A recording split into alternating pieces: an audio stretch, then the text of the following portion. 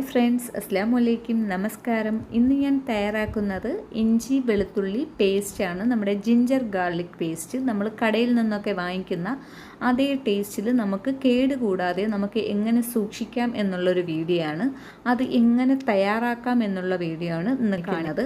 അതിനു വേണ്ടി ഞാനിവിടെ കുറച്ച് ഇഞ്ചി എടുത്തിട്ടുണ്ട്, വെളുത്തുള്ളി എടുത്തിട്ടുണ്ട്. ഇതിൻ്റെ രണ്ടിൻ്റെ തൊലിയൊക്കെ ഒന്ന് കളഞ്ഞ് ഇഞ്ചി ഞാൻ ചെറിയ രീതിയിലൊന്ന് കട്ട് ചെയ്ത് വെച്ചിട്ടുണ്ട്. പിന്നെ വേണ്ടത് ഉപ്പാണ്.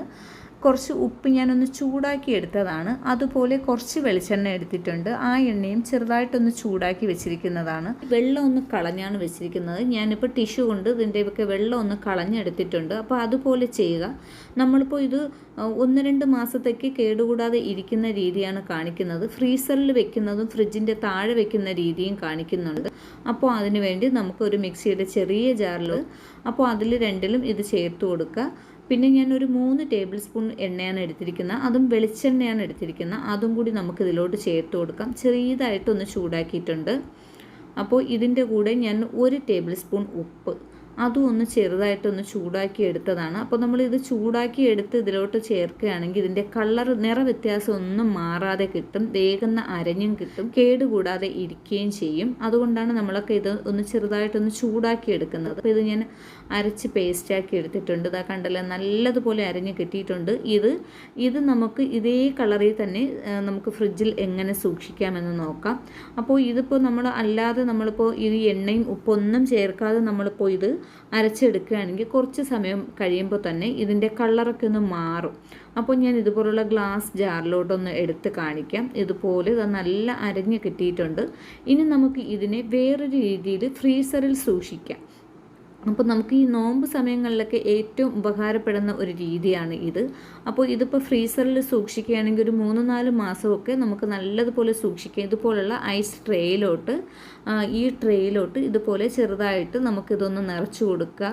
അപ്പോൾ ഇത് നമുക്ക് ഇതിൻ്റെ മണമൊന്നും പോകാതെ ഒന്ന് കവറിങ് ചെയ്ത് വേണം നിങ്ങൾ ഇതിനെ ഒന്ന് ഐസ് ക്യൂബ് ആക്കിയെടുക്കാൻ. എന്നിട്ട് ഇതിനെ ഐസ് ക്യൂബ് ആക്കിയതിന് ശേഷം നമുക്ക് ചെറിയ ബോട്ടിലാക്കി ഫ്രീസറിൽ തന്നെ വെച്ചിരിക്കാം. ആവശ്യത്തിന് 1-2 എടുത്താൽ മതിയാകും.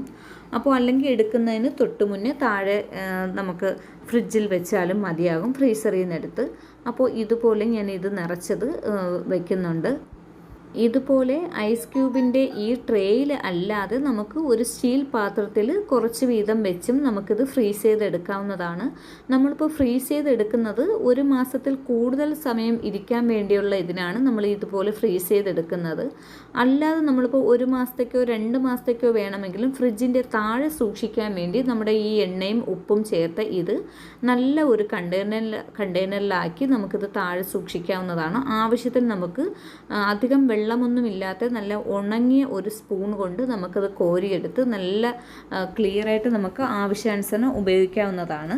അപ്പോൾ ഞാൻ അതുപോലെ ചെയ്യാൻ വേണ്ടി ഞാൻ ഇതുപോലത്തെ ചെറിയ ഒരു ഗ്ലാസിൻ്റെ ജാർ എടുത്തിട്ടുണ്ട്. അപ്പോൾ നമ്മൾ ഇതുപോലെയൊക്കെ ചെയ്യാൻ ഗ്ലാസിൻ്റെ ജാർ എടുത്താൽ കുറച്ചുകൂടി നന്നായിരിക്കും.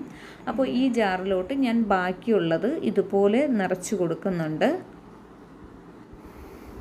അപ്പോൾ ഇത് ഇഞ്ചിയും വെളുത്തുള്ളിയും ചേർന്ന പേസ്റ്റാണ്. അപ്പോൾ ഞാൻ ചില കറികളിലൊന്നും ഞാൻ വെളുത്തുള്ളി ചേർക്കില്ല, ഇഞ്ചി മാത്രമേ ചേർക്കാറുള്ളൂ. അതായത് മീനിൻ്റെ ചില കറികളിൽ ഞാൻ വെളുത്തുള്ളി ചേർക്കില്ല. വെളുത്തുള്ളിയുടെ ആ ഒരു സ്മെല്ല് മുന്നിൽ നിൽക്കുള്ളതുകൊണ്ട് ഇഞ്ചി മാത്രമാണ് ചേർക്കുന്നത്. അതുകൊണ്ട് ഞാൻ കുറച്ച് ഇഞ്ചി ഇതുപോലെ ക്ലീൻ ചെയ്ത് ഇഞ്ചി മാത്രമായിട്ടും ഇതുപോലെ ഈ ഉപ്പും എണ്ണയും ഒക്കെ ചേർത്ത് ഇതുപോലെ ഞാൻ അരച്ചെടുത്തതാണ്. ഇത് ഞാൻ മറ്റൊരു കണ്ടെയ്നറിലാക്കി എടുത്തിട്ടുണ്ട്. അപ്പോൾ ഇഞ്ചി മാത്രമായപ്പോൾ ഈ കുറച്ച് കളറൊന്ന് മാറി വന്നിട്ടുണ്ട്.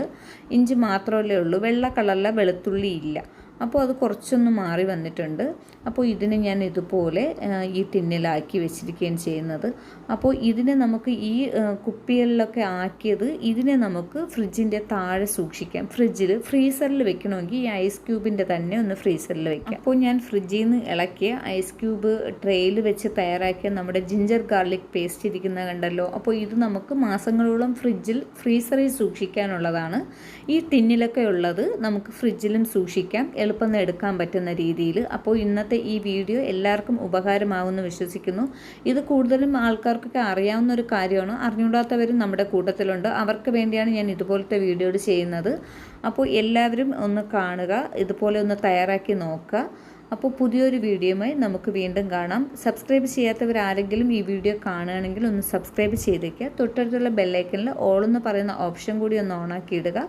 പുതിയൊരു വീഡിയോയുമായി നമുക്ക് വീണ്ടും കാണാം.